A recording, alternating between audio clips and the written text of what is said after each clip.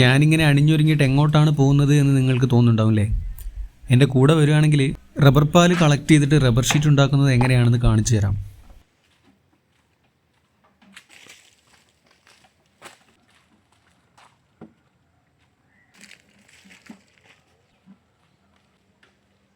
ഈ കാണുന്നതാണ് റബ്ബർ മരങ്ങൾ. ഈ കുന്നിൻ്റെ മുകളിൽ പോയിട്ട് വേണം അവിടുന്ന് ഓരോ മരത്തിൻ്റെ താഴെ പോയിട്ടും പാല് ബക്കറ്റിൽ കളക്ട് ചെയ്തിട്ട് ഇറങ്ങി വരണം.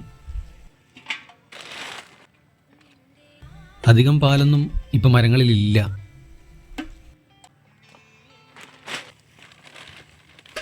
റബ്ബർ കാടിൻ്റെ ഒരു പ്രത്യേകത എന്താണെന്ന് വെച്ചാൽ കൊതുകുകളുണ്ടാവും.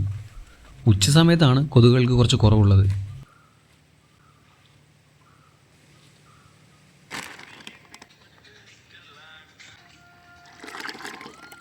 നല്ല അടിപൊളി കാന്താരി. ഒരു നല്ലൊരു കോഴിയുടെ ശവശരീരമാണ്, മൊത്തം പുഴുവരിച്ച് കിടക്കുകയാണ്. ഇതേതോ ഒരു കാട്ടുപൂച്ചയോ വെരുക എന്തോ പിടിച്ചിട്ട് പോയിട്ട് ഭക്ഷിച്ചിട്ട് ഇട്ടിട്ട് പോയതാണത്. കാട്ടിലൂടെ ഒറ്റയ്ക്ക് നടക്കുമ്പോൾ പാട്ടൊക്കെ പാടി എന്നോട് തന്നെ ഞാൻ സംസാരിച്ച് നടക്കും. ആരെങ്കിലും കാണുകയാണെങ്കിൽ ഇവന് ഭ്രാന്താണെന്ന് തന്നെ പറയും.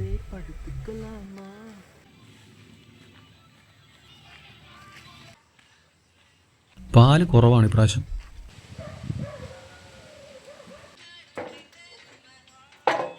ഈ കാണുന്ന ഡിഷുകളിൽ നമ്മൾ പാല് നിറയ്ക്കണം ഇതുപോലെ.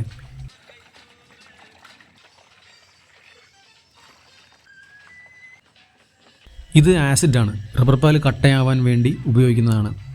അതിനുശേഷം അത് ഇളക്കി കൊടുക്കണം. ഈ പാല് കട്ടയാവാൻ ഏകദേശം 4-5 മണിക്കൂർ എടുക്കും. പക്ഷേ ഞാൻ നാളെയാണ് ഷീറ്റ് അടിക്കാൻ വരിക. നമ്മൾ നിത്യമായിട്ട് ഉപയോഗിക്കുന്ന പല വസ്തുക്കളിലും റബ്ബർ ഉൽപ്പന്നങ്ങൾ ധാരാളമുണ്ട്. അത് ഏതൊക്കെയാണെന്ന് പറയാൻ നിന്ന് കഴിഞ്ഞാൽ തീരില്ല, അത്രത്തോളം ഉണ്ട്.